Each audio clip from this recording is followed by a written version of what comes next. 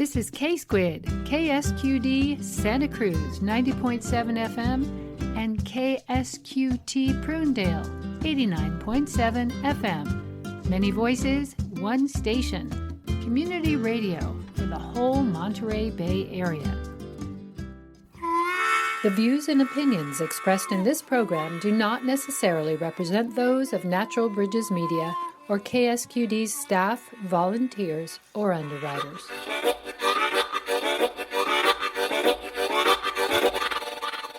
It's definitely people that create the movement. I think a lot of people feel like they aren't heard, that politicians just do whatever they want. When you get a large enough voice, you can be heard. And it's about everybody acting together in concert. And that's where the organizing really comes in, because otherwise it's all too easy for our politicians to ignore what we're saying. Working as a group, we get really loud. Welcome to Talk of the Bay. I'm Christine Barrington. Those who believe in the power of people cherish these words by Margaret Mead. Never doubt that a small group of thoughtful, committed citizens can change the world. Indeed, it is the only thing that ever has. This is the fourth episode in a series on the rail and trail.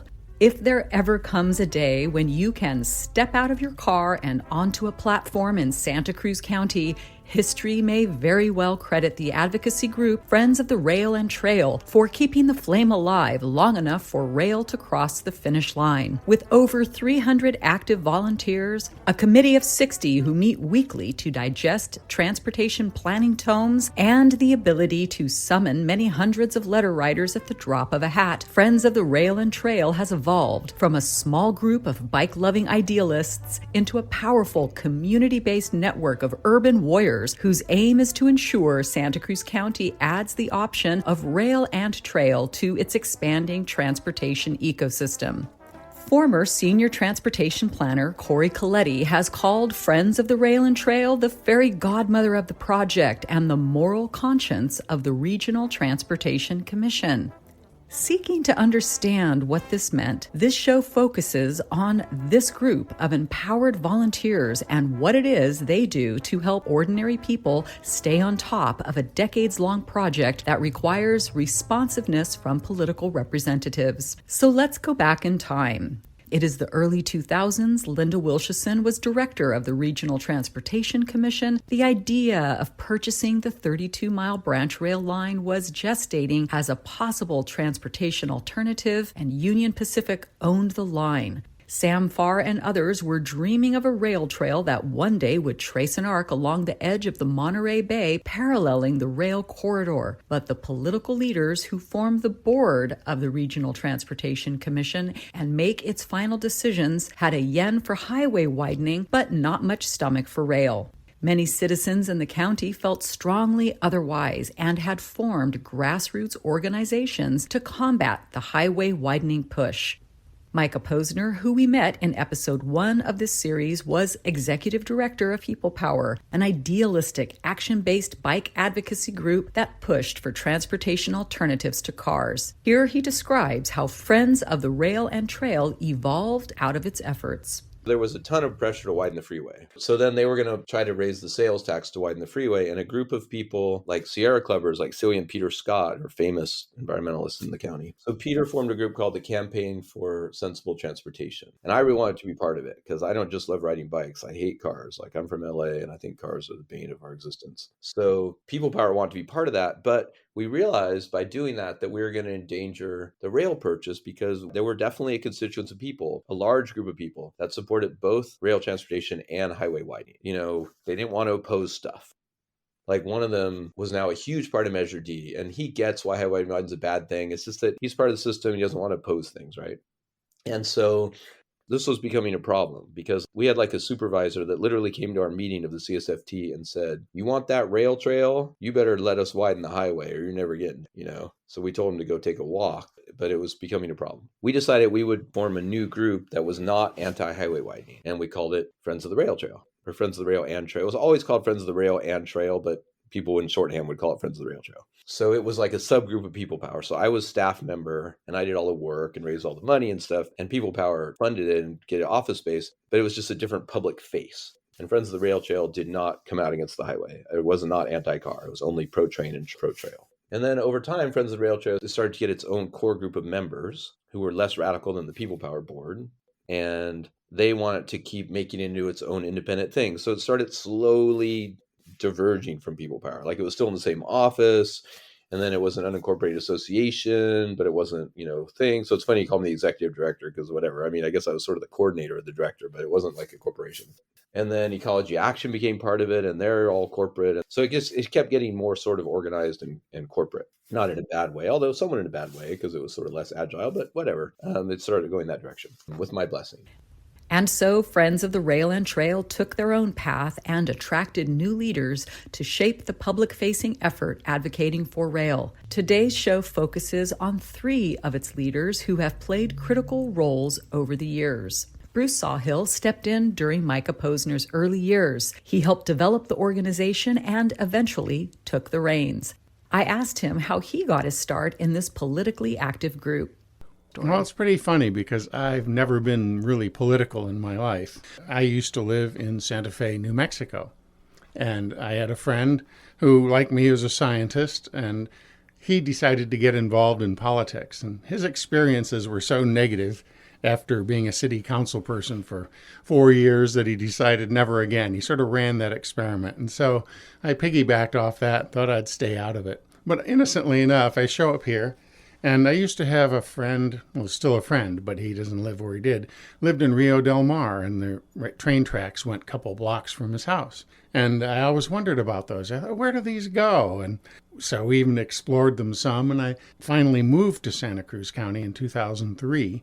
I thought, I wonder if that rail line is still there and wonder what it's used for. And I found there were cement trains and a cement plant. And at some point, I got a subscription to the Santa Cruz Sentinel and started reading. And there would be these editorials about what to do with the rail line. And just like now, it was a lot of pro and con. Tear it up, turn it into 1,000 backyards, run trains on it, do nothing with it.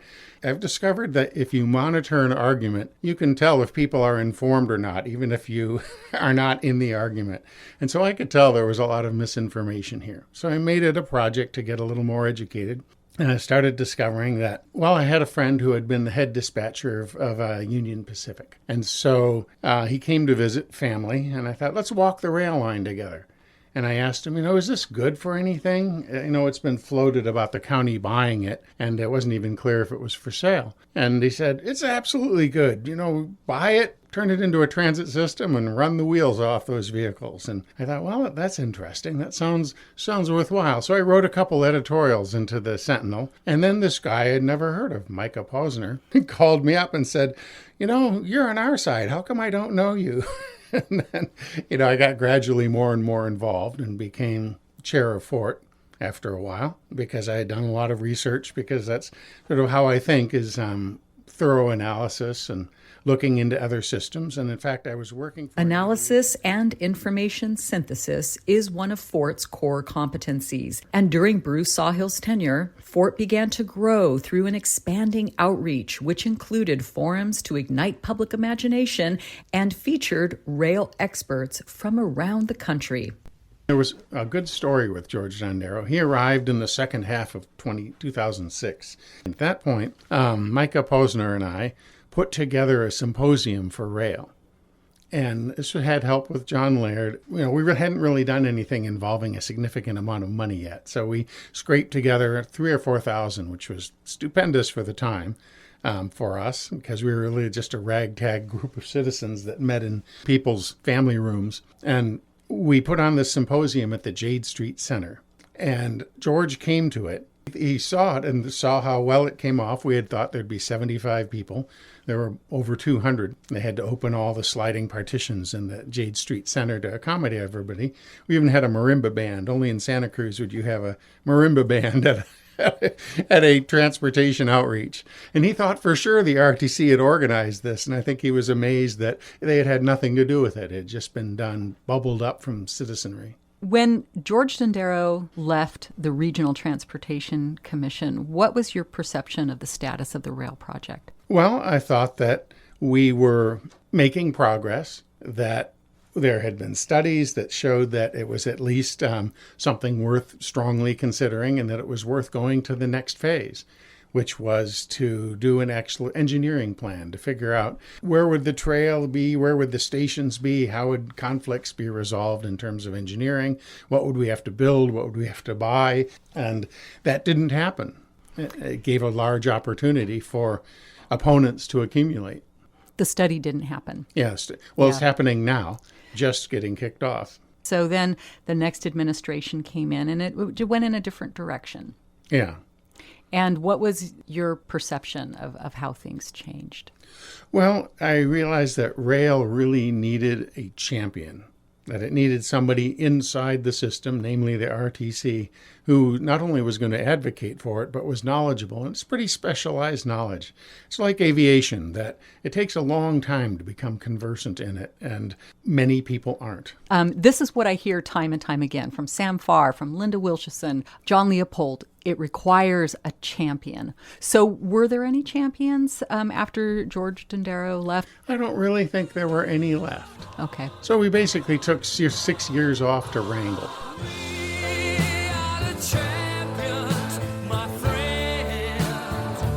In case you have just tuned in, you are listening to KSQD, Community Radio for the Monterey Bay.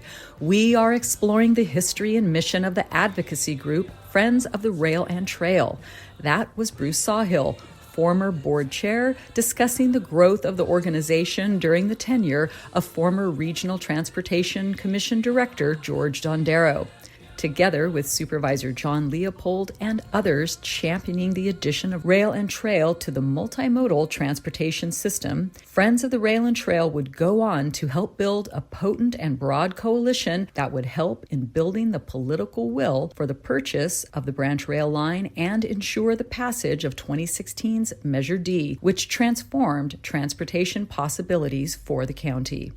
However, with the end of George Dondero's tenure, a new era dawned at the Regional Transportation Commission, and the community descended into a fraught confusion based on effective campaigns organized by rail opponents. This opposition simultaneously created a dissent for rail and a surge in membership for Friends of the Rail and Trail, bringing in new leaders like Sally Arnold, a retired teacher who would go on to lead the organization.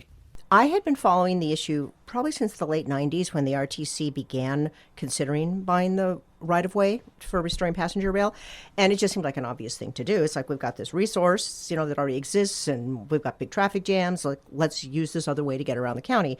And I would just read the articles in the paper and kind of follow what was going on. I was just glad to see some people were forward-thinking. And then, I'm going to say around 2017, I started seeing these ads in the paper that were clearly expensive ads saying, oh my God, we shouldn't have rail, we should just have a recreational trail. And I'm a cyclist, and I like a good bike trail as well as the next person, probably better than most. But it was like, you can have both. Why would you do half a job? Especially when not everybody can ride a bike. And it's certainly not going to, it's about 20 miles from Watsonville to Santa Cruz. A bike trail is not going to do it for commuters.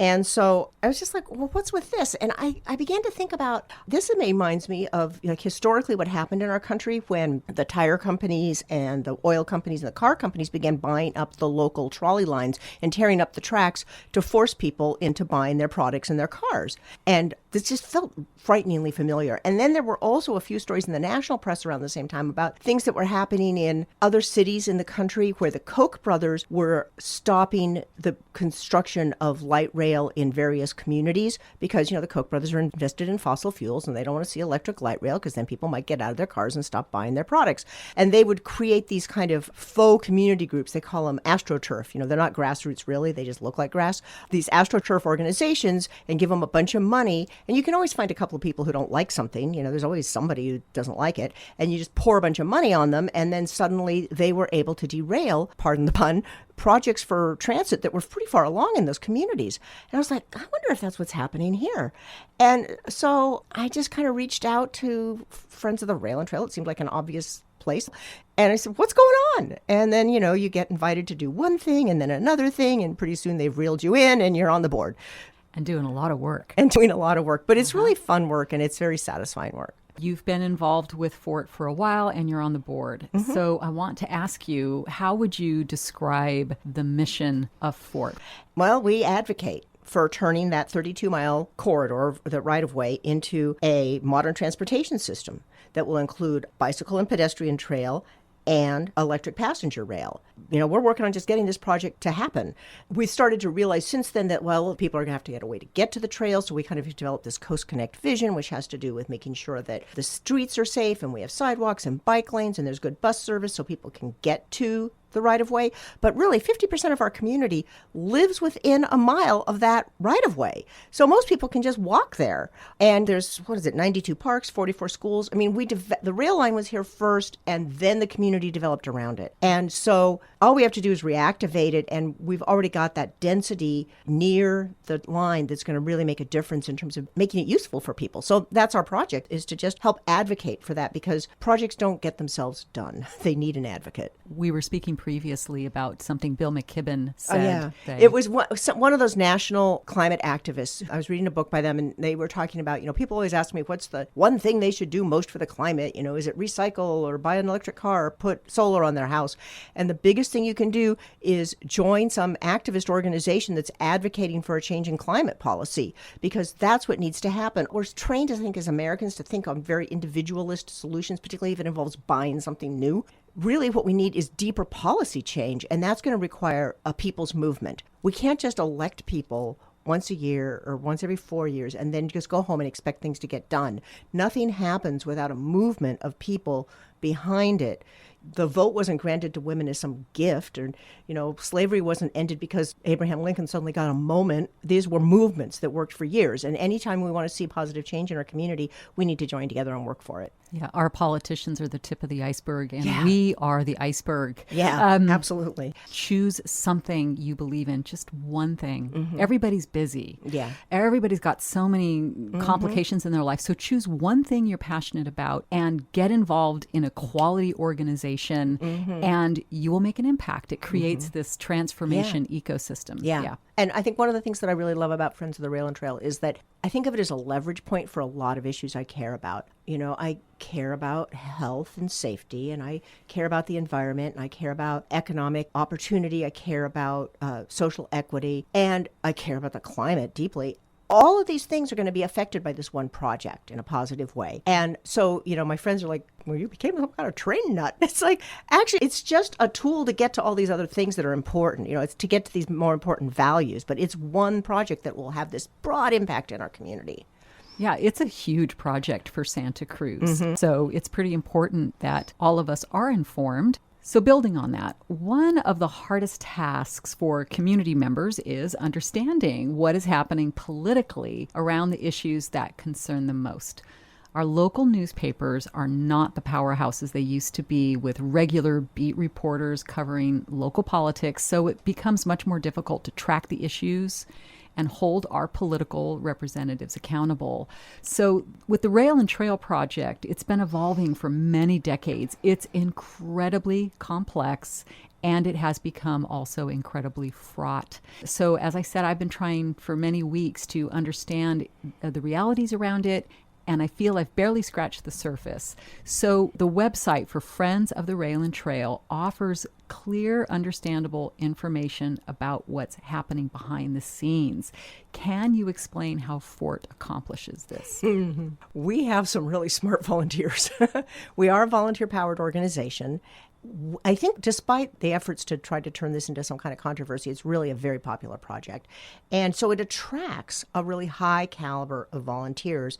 And we really work to try to help people find work within the organization that suits their skills and their interests. So we've got volunteers who are retired planners. We have high-tech workers. We have people with marketing experience, technical writers, engineers, teachers. And together, we have the skills to look at that really wonky stuff and explain it. So somebody who is a retired planner is able to understand some deep, long, the RTC agendas are 900 pages every month. It's huge. And let's just reiterate that 900 pages every month. Yeah. Okay. Yeah, that's about right. Yeah. I mean, it varies, sometimes more, sometimes less, but they're huge. And they come out on a Thursday, and then you have a week until the next Thursday when the meeting is to dig into that, try to understand it, and then figure out, like, is anything here going to affect our project? And if so, what should we do about it? And do we need to activate our community and inform them about it? Or is it, something that's going to go along okay quietly without having to raise the alarm? And we've got people who can read those and understand them. And then they explain them to the rest of us who are just interested in, we're not stupid, but we're not experts. And we can ask questions and like, well, would it be like this? And if I said it like that, would it make sense? As a retired teacher, I have the skill of taking complicated stuff and trying to make it simple, but still accurate. We have people who are really good visually and can represent things graphically. That sometimes is much better than more words. So then, we come together and we work on that and then try to digest this complicated information and then explain the situation to the average person. And that is a lot of what we do. It's that kind of analysis and explanation, and then also the work to be sometimes behind the scenes, talking to staff or elected people about, we think it should go like this. And sometimes it's more up front, and we send out action alerts to our subscribers, and we say, oh my gosh, you need to talk, you need to write to your electeds and tell them how to, to vote this way, because we're concerned it's not going to go right in some kind of implementation vote that might be coming up. And then, because we're all volunteers, it has to be fun. And one of the, you can attract volunteers, but if you're going to keep them, they have to enjoy what they're doing and they have to feel valued. And so we have to really keep that in mind so that people want to volunteer their time with us. And we have attracted literally hundreds of really excellent volunteers, some of whom help out now and then, and some of whom attend a meeting a month, and some of whom are in meetings every week, and some of whom are doing boatloads of behind-the-scene work. It's kind of amazing what a community project it is. As you've been speaking, I've been hearing the word people power. It's such a great name for an organization, because in my heart, I believe that when people organize, they are more powerful than money. Money is very daunting, and money can be very helpful. But in the end, people joined through joy and a shared values, they're very powerful. Yes, and it requires, if you're up against big money, it requires even more work. Than if you're not. Absolutely. And, we went through a period of time when we were up against really big money. I think we're still recovering from that. I mean, the project was really delayed for a few years as a result. One of those intelligent and skilled volunteers that Fort attracted was Faina Siegel, a young professional with experience in tech marketing who stepped forward to set off tectonic shifts in the organization's outreach. Here's how she jumped on board. I am a fourth-generation Santa Cruz County resident. I grew up in Watsonville and became really excited about both the rail and the trail project, but especially passenger rail on the Santa Cruz branch line, because I grew up next to the rail line and in a community where students didn't have cars, and we couldn't get to the opportunities in North County at the universities. And so it became really important to me to make our public transportation better, and especially utilize this resource that we had here in Santa Cruz County to do that. So how long have you been involved in Friends of the Rail and Trail?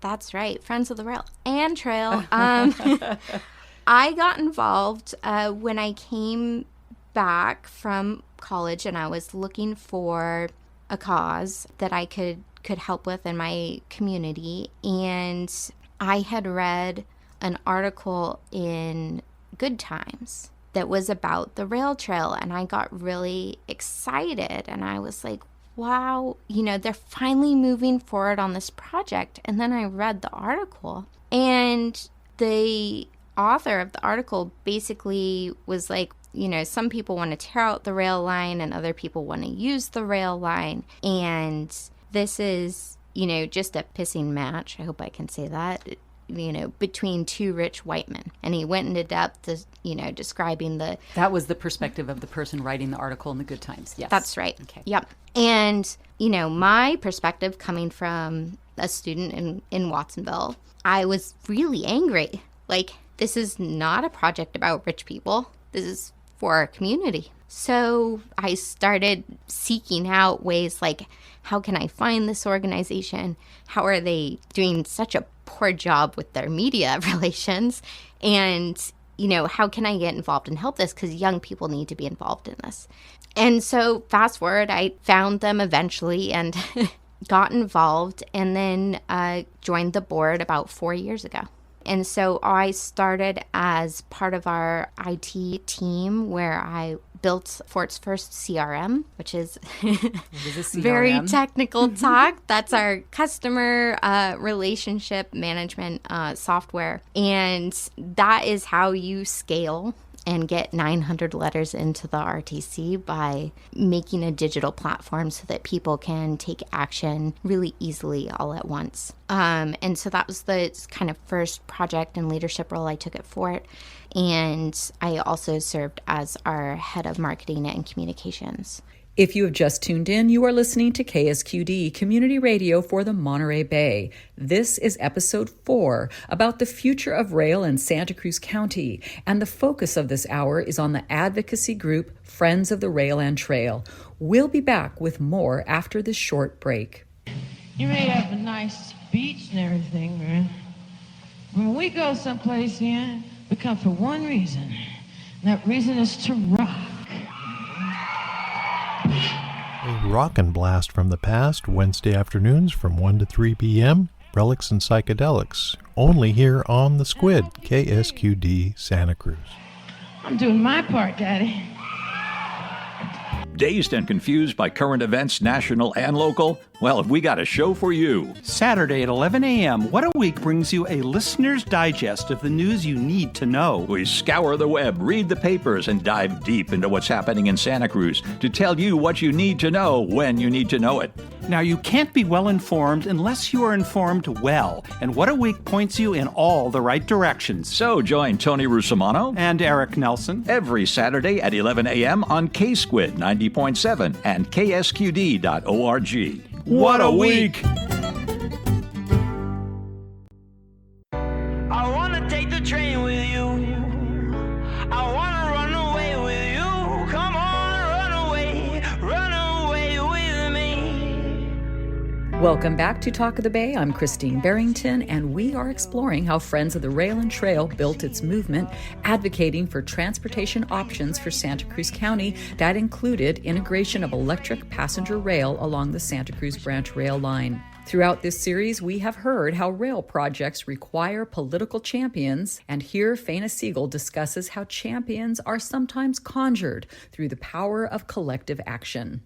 It's definitely people that create the movement. And I think that today a lot of people feel like they aren't heard, the politicians just do whatever they want. But you can see with movements like winning the ballot initiative in June 2022 that allowed us to move forward with this project, really, that when you get a large enough voice, you can be heard. And it's about everybody acting together in concert. And that's where the organizing really comes in, because otherwise it's all too easy for our politicians to ignore what we're saying. Working as a group, we get really loud.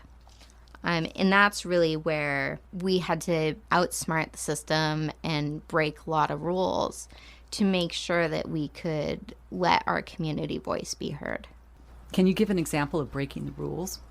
I can give so many examples. Take your time. In 2020, we were in a very different position here. We had experienced a very small opposition to this project who were flooding the airways with a lot of misinformation.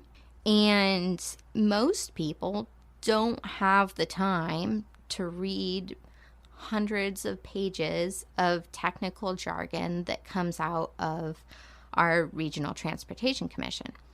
These are all really important documents. They're not easy to understand for the regular layperson or somebody maybe who has 2 jobs and is just simply too busy to try and figure out what that says. And so what was happening is a lot of people were just believing the misinformation that was coming out of this opposition organization. And so we know that our community wants both rail and trail. So how do we get people to start standing up and shouting about it. And the first thing we had to do is outsmart the social media algorithms. We hear a lot about this on the news, in that social media will start to tailor the posts that you see in your feed based on assumptions that the algorithm is making about you. And so you can get either entirely right-wing posts in your feed, or eventually, your feed could go entirely left-wing, and you only see what that algorithm is feeding to you. And what was happening here in Santa Cruz County is that the same thing was happening to our social media posts. We were being fed to only a certain portion of the county, and the rest of the county, who all really cared about this project, wasn't seeing our posts, and they were only seeing the misinformation posts. We had to throw out all the playbooks and how you work with social media and redesign to make sure that we were reaching every single person in this county, because we know here in Santa Cruz, we really care about our environment. We really care about equity. We want to see a train. That's one of the things that really became clear is people are excited about having this additional option here in Santa Cruz County, but they had to know about it first. And so we had to stop using the regular algorithms and do everything we could to bust through the silos that social media companies would automatically put you in. And I think what I heard you say is you retrained the algorithm. That's so intriguing. I think a lot of people wouldn't have any idea what that means or how one does it. Is there anything about that you're actually willing to share? Absolutely. I think that if you are building a local movement, what I hear, around the nation in other activists who are working towards a people movement, is that local politics is very different from national politics. And in your local community, everybody really cares about the same issues, and you have more in common than you disagree on. And that's the key piece, is if you know in your local community that everybody wants to support our local businesses, for example, then you need to make sure that your message is reaching everybody in the community. And you do that, you have to put a little money into the system, but you have to advertise locally, and you can't use any of the advertising that uses lookalike audiences, and you can't use any of the products that say, hey, we're gonna find the right audience for you. Guess what? If you're a local movement, you know your audience, and it is everybody in your zip code. And so you need to be advertising to everybody in your zip code to prevent making a fake silo of, hey, only people who earn a certain amount like your project. Exactly opposite of what any advertising professional will tell you to do, right? And so it's definitely breaking the rules in what people normally tell you how to advertise on the internet, social media or otherwise. They say you have to segment. You have to know your audience. And if you're a local community organization that's promoting something that everybody likes, regardless of age, regardless of income level, regardless of politics, right? National politics. If everybody likes it, then that rule does not apply. And you need to be reaching everyone in your community. Okay, that's a great example of breaking the rules. Any more? We also had to start getting a little technical. And so another common rule that, marketing professionals will tell you as you're developing your messaging for whatever you're advocating for is keep it simple. And you just can't combat misinformation keeping it simple. Furthermore, people who feel disenfranchised by the system really don't like to be talked down to, and they really don't like things to be dumbed down. So we had to completely break that rule and talk all over the place about very niche legal term called rail banking.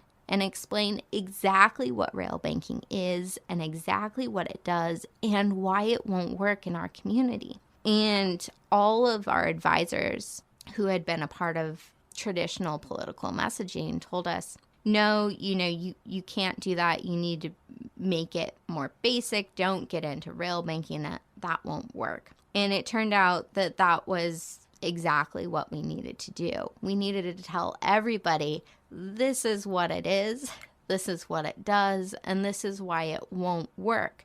And that was the only way that we could directly combat the misinformation that was coming from the opposition groups, is really give everybody a deep dive legal education into exactly what that specific rule did. Well, great. Let's have you show us your chops. Explain to our listeners, what is rail banking? So rail banking is a very niche legal term that was invented in order to protect rail easements. Now, when rails were built all over the country in the 1800s, there were two ways you could build a rail line. You could buy all the land, or you could just purchase an easement. And an easement means you purchase the right to run your rail line through somebody else's land, and you had the right to that land as long as you used it for the purpose of your railroad. Fast forward hundreds of years, some railroads are no longer in use anymore, and people wanted a way to build trails on those rail lines.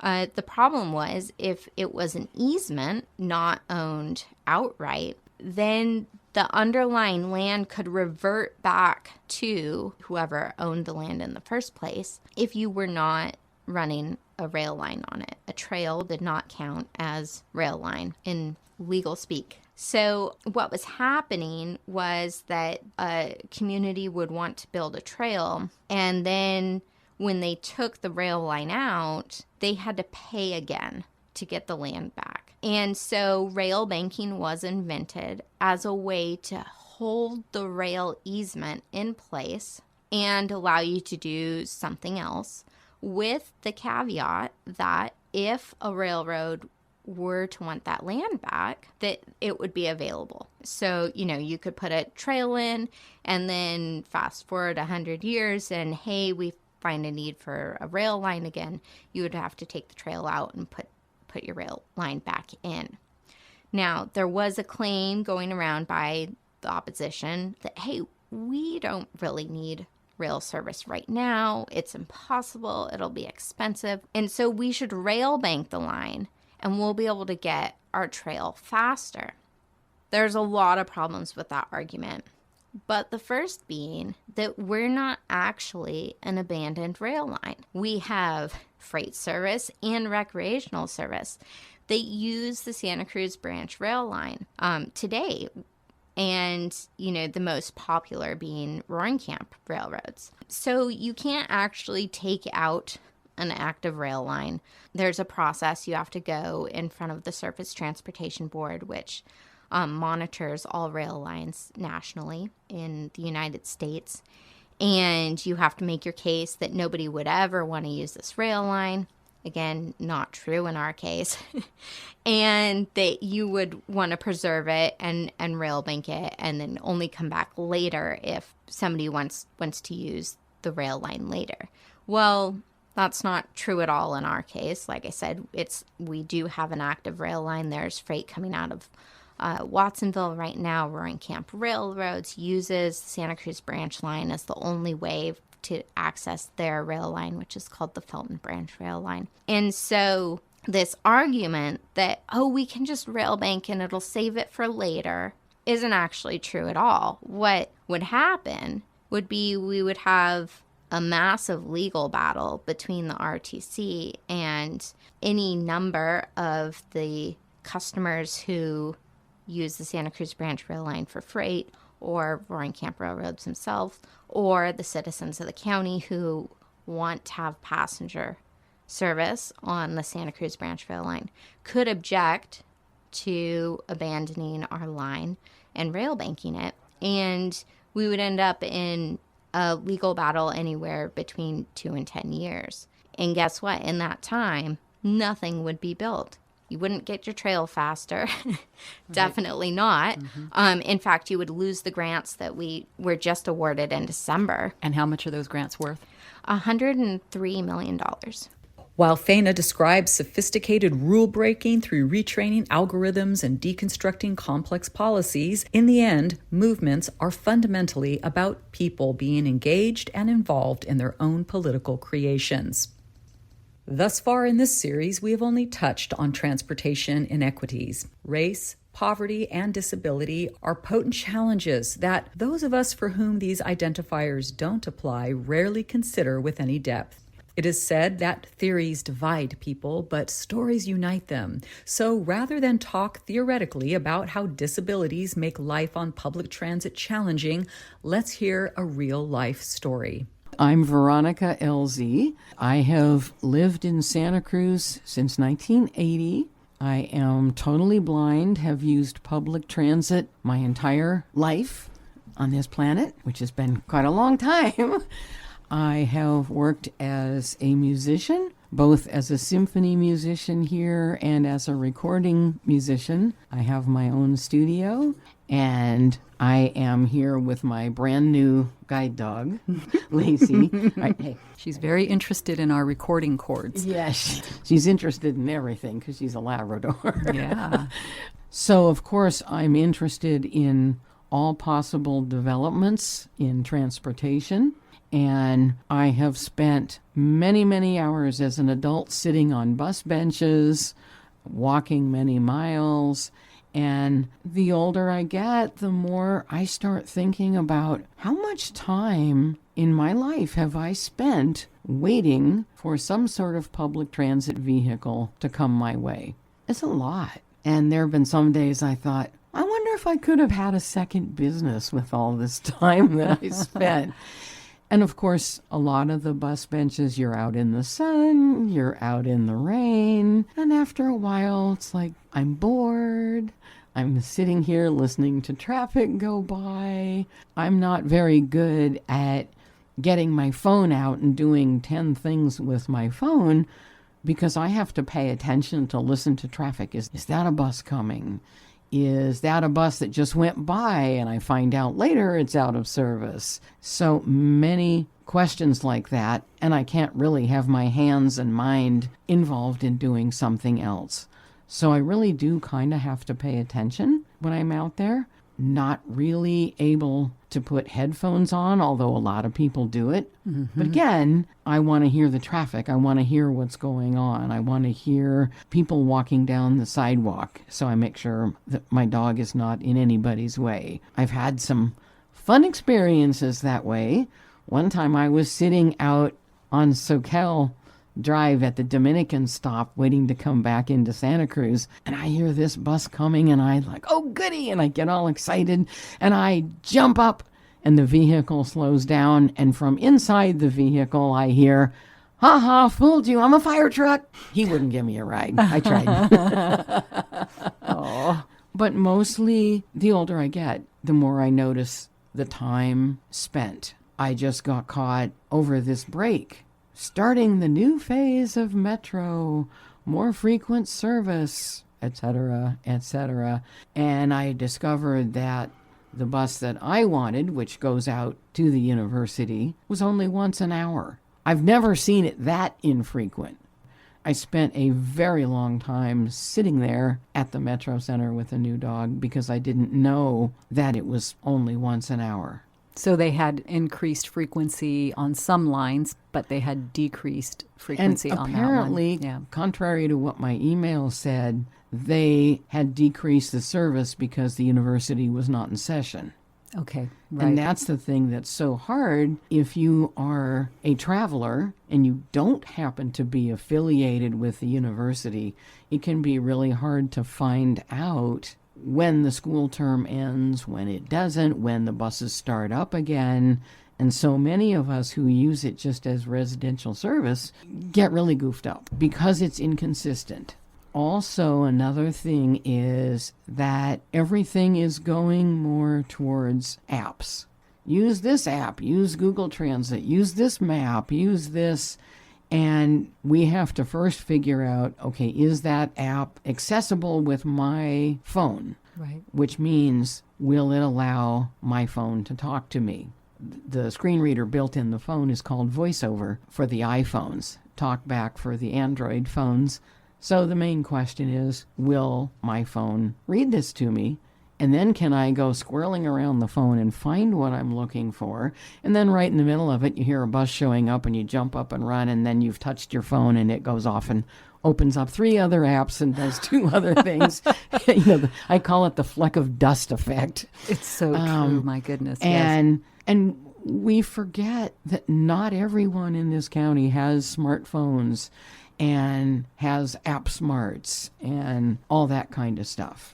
We need to be able to be spontaneous again. That's the biggest problem with public transit. People with cars can just go, oh, you know what? That was a neat ad. I'm going to that store. Bye. And they jump in their car and they go. And with public transit, you've got a plan. Can this match up with this transfer? Is this bus going? Will I be able to get home when I'm done? You have to think like an engineer. You do. And it's like, how long am I going to be in that store? And am I going to make the connection coming home? So it's a lot more planning. I think the best way to regain spontaneity in travel for those of us who don't drive is to have choices. To have options. Yes. And as many as possible. As many as possible, and they go from different areas. This is one of the main reasons I think rail would be so valuable and is so necessary for this county. In case you have just joined us, you're listening to KSQD, Community Radio for the Monterey Bay. This is the 4th segment on the rail and trail, and that was Veronica Elzie, who is blind. She is also a member of the Friends of the Rail and Trail, and she chairs the Regional Transportation Commission's Advisory Committee for the Elderly and Disabled. Friends of the Rail and Trail not only offers distilled information and strategic direction to county residents interested in rail's possibilities, it also works hard to paint a vision of the future that people can relate to and picture vividly in their minds. Nowhere was this more in evidence than in October 2021, which saw an electric rail demonstration initiated by Barry Scott and Coastal Rail Santa Cruz, but then supported by Friends of the Rail and Trail, a Herculean effort described here by Sally Arnold. So the Coast Futura was the name we gave to a demonstration train that we brought to Santa Cruz County in 2021. It was really a community-wide piece of work. Barry Scott and Linda Wilshusen were working throughout the spring with the staff of TIG-M, which is a manufacturer of very lightweight trains, or you might even call them trams, that are in use around the world. They're a California manufacturer, and because their train cars are so lightweight, they can travel and do demonstrations easily. They actually put them on the back of a tractor trailer truck and truck them in, and then they can just pick them up off the truck and plop them on the tracks, and away they go.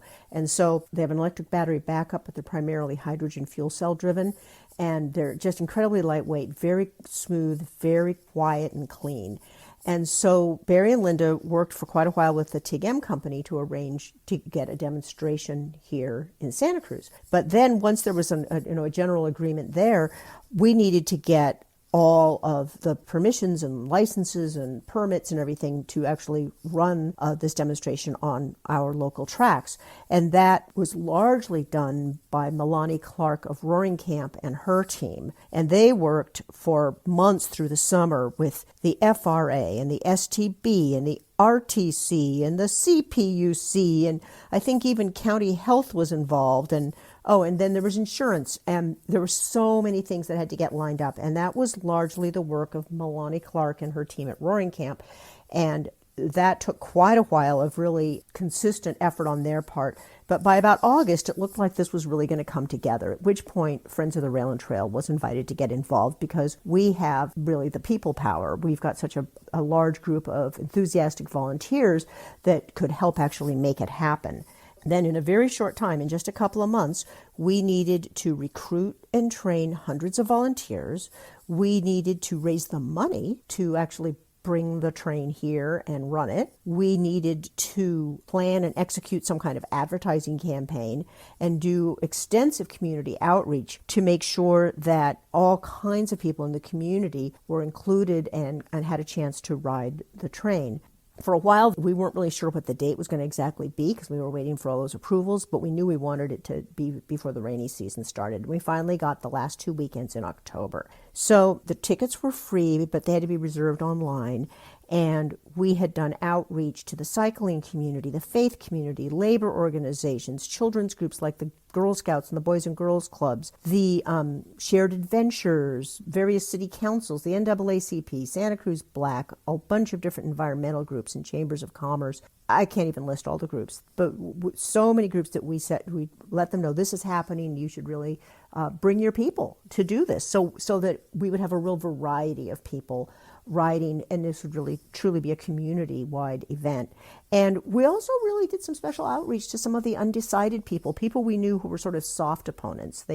They were misinformed, and we knew that if they saw what a real modern light rail train could be like, they would recognize how great this would be for our community. So we did all that work, and then finally we had our first weekend in Watsonville. And there the train ran every hour on the hour, and we went from the old depot in Watsonville out into the sloughs and back. It was a beautiful ride, and we could see all kinds of wildlife, even eagles sometimes, from the train.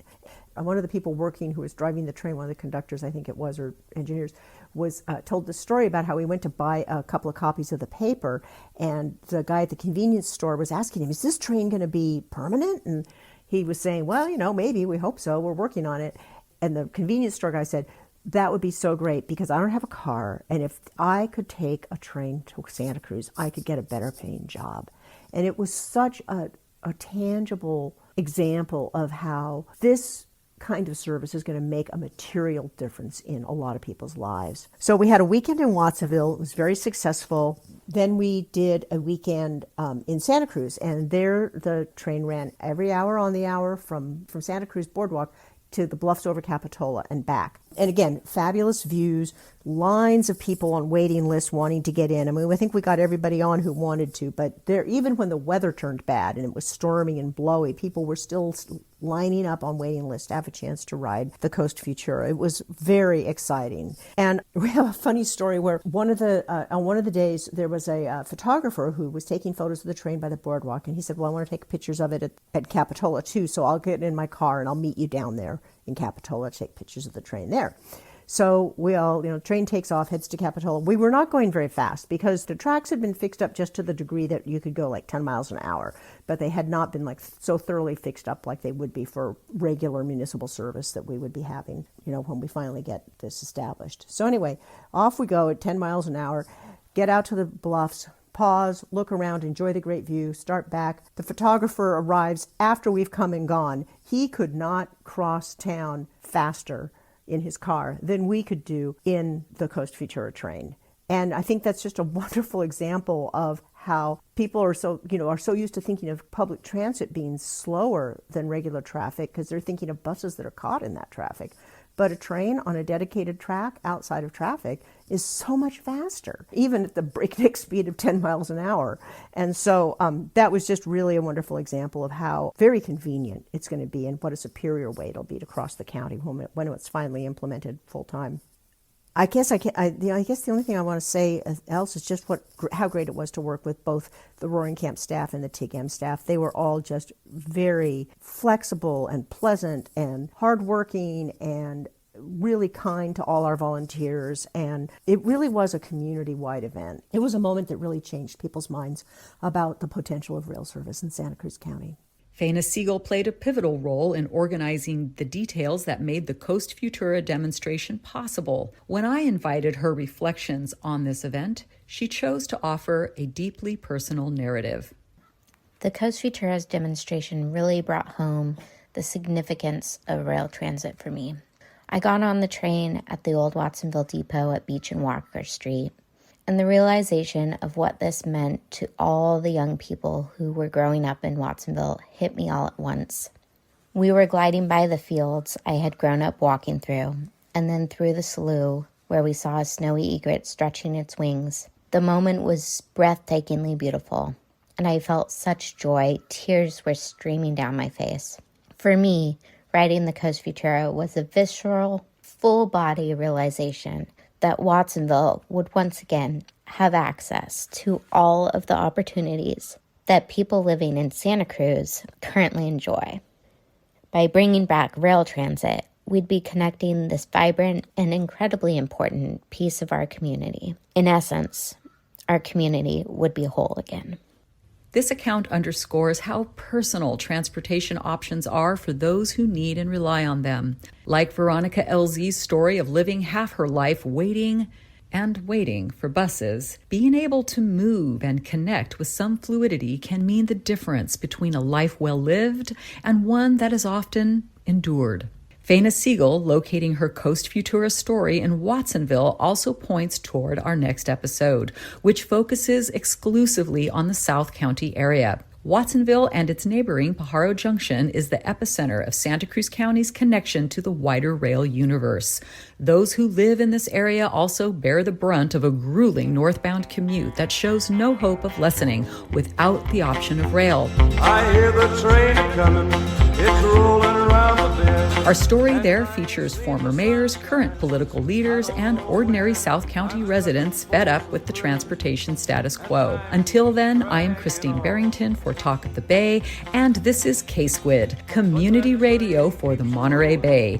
Catch us on 89.5, 89.7, and 90.7 FM, or live stream on ksqd.org.